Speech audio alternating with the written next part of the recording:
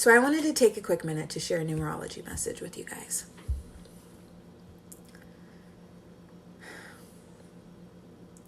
There is a reason why I don't use concepts.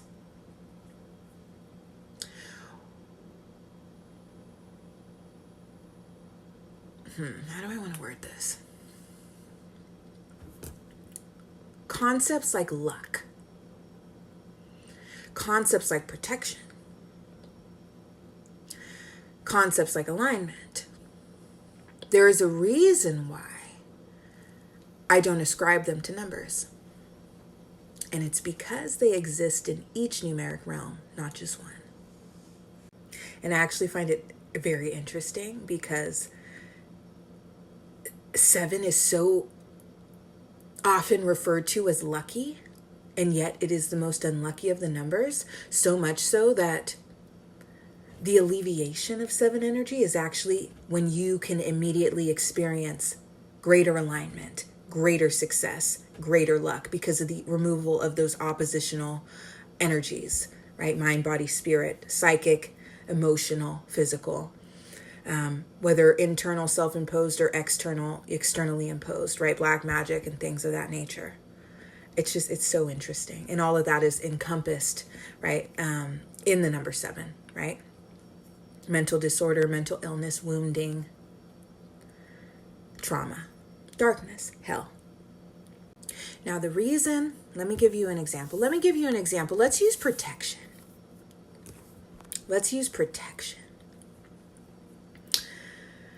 Protection, I've seen people ascribe it to 444. And I've seen it,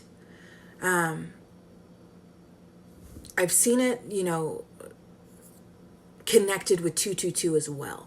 That is the most common, I would say.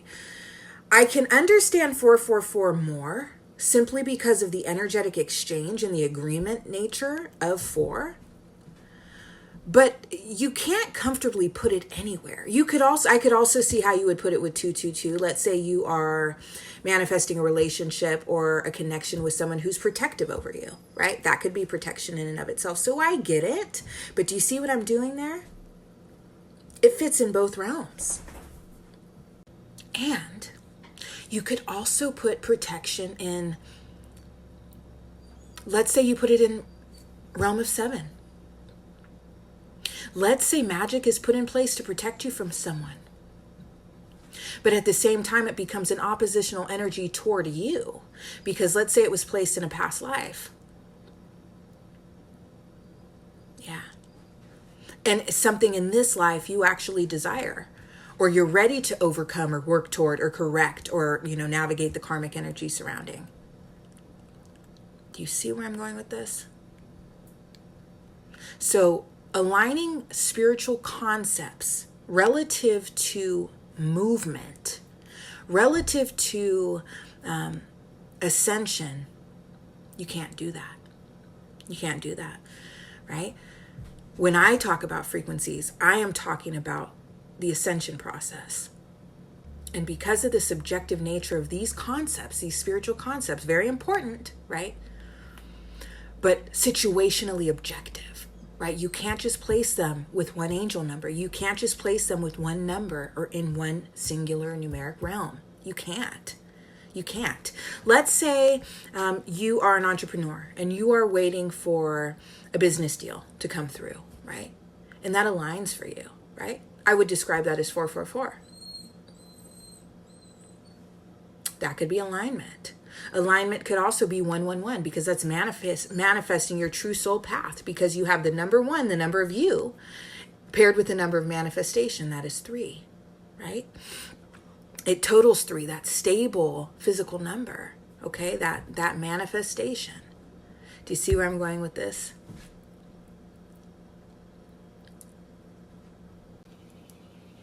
So instead what I do, right? Demetra's number system, my number system, I utilize numbers and frequencies to help you understand your current state and situational frequencies, okay? As well as locational frequencies, but that still is going to tie into situational frequencies, right?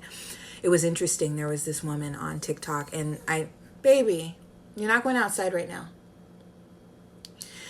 Sorry, my dog.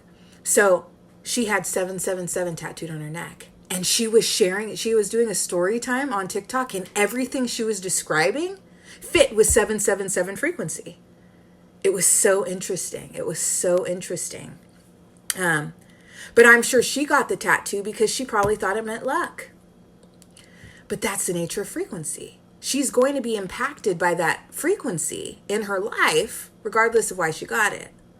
And that's why understanding the true meaning of these numbers on a masterful level is so important, right? You could have gotten all the angel numbers on your body. And I'm going to be looking at them, and I'll be listening to you explain to me what's going on in your life. Tell me stories, okay?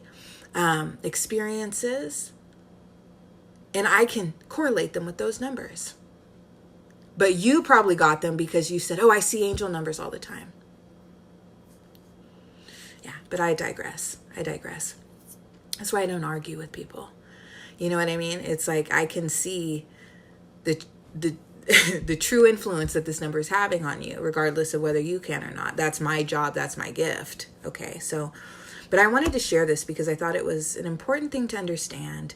Spiritual concepts are present in every numeric realm, not just one. And that's why I can also get a little bit annoyed because let's say if I see one of those memes and it's 555. Let's say it says change, like I alluded to earlier. I agree with that. Why? Because 5 is karmic. It represents karmic stagnancy and it represents karmic shifts. But what would be the issue? What do you think a numerologist like me, what issue I would hold with a meme being presented to the collective having only that information on there? Change, great things are happening, da-da-da-da-da. Because if you're on the other side of that spectrum and you're actually quite stagnant, quite stuck, not paying attention to your karmic patterns, not breaking free from karmic cycles, in a state of internal or external discomfort, restriction of thought or circumstance, which is what 5 represents, that is an entire chunk of information you're not being fed that could help you even more. So I'm not saying you have to listen to me, but I am saying you should, and yes, I'm the best. Take care, everyone.